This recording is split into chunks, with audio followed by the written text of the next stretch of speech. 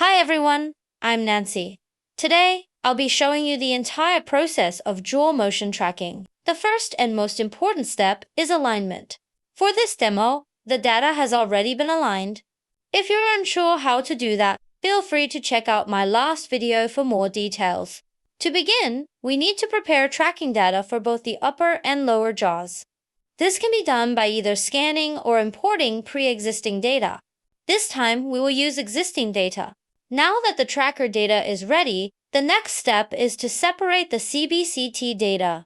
Do as the video shows. Just as we can see, the whole process is simple and easy. Now that the maxilla and mandible is separated well, we need to create the tracking point on the mandible.